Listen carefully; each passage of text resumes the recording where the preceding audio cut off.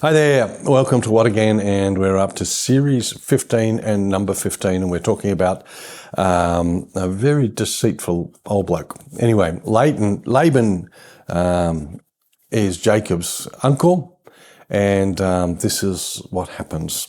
Then Jacob came to Laban and said, "Give me my wife, for my days are fulfilled, that I may go into her." And Laban gathered together all the men of the place and made a feast. Now it came to pass in the evening that he took Leah, his daughter, and brought her to Jacob, and he went into her. And Laban gave his maid Zilpah to his daughter Leah as a maid. So it came to pass in the morning that, behold, it was Leah, and he said to Laban, "What is it you have done to me? Was it not for Rachel that I served you?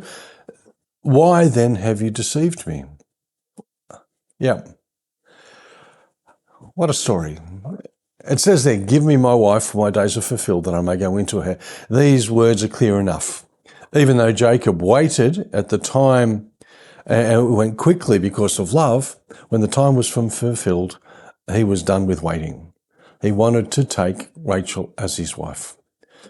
Laban responded, and it looks all good, doesn't it? Inviting friends and guests to the wedding. And they gathered together all of the men of the place and made a feast. And he took Leah, his daughter, and brought her to Jacob, and he went into her. It's possible for Jacob to be fooled because of the wedding customs of the day. According to these customs, the wife was veiled until she was finally alone with her husband in the honeymoon suite. If it was dark by the time Jacob and his new bride were alone together, then probably that's something that Laban would have arranged.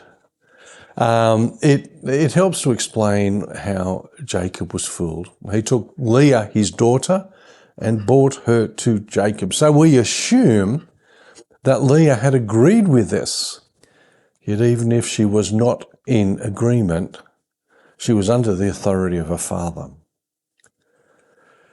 She may have loved Jacob secretly, I suppose. She'd seen him around and all that kind of stuff, and she may have fallen in love with him because of who he was as well. And she may have considered this her one chance to get a husband. She may have thought too that this is an unsought and therefore justifiable opportunity to steal something from her sister. Yeah. It was a great authority of the father of the home of that culture, as also explains why Rachel allowed this to happen.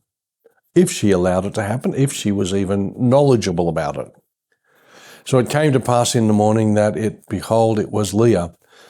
We can imagine Jacob's shock, how Leah felt, and of course how poor Rachel felt. All this was because of Laban's sin. Or perhaps one should say it's because of Jacob's sin further back. He was a deceiver, and now he's being deceived. You can see where he got it in the family tree, can't we? "Why then have you deceived me?" Significantly, Laban's deception towards Jacob was like deception Jacob used with his father Isaac and his brother Esau. The example of Jacob reaping what he'd sown in some ways. Jacob exchanged the younger for the older. Laban exchanged the elder sister for the younger. When Jacob deceived his father, he cheated his brother. God did not change his plan, but chose Jacob to receive the birthright and Abraham's covenant. Instead, God took Jacob to the school of difficult experience, I suppose you could say, to discipline him. This shows that a believer's disobedience may not derail God's plan for their life, but it will greatly affect how they experience. One might spend 20 years working for someone like Laban while God teaches them just a few things, I suppose, is one thing for us to think about.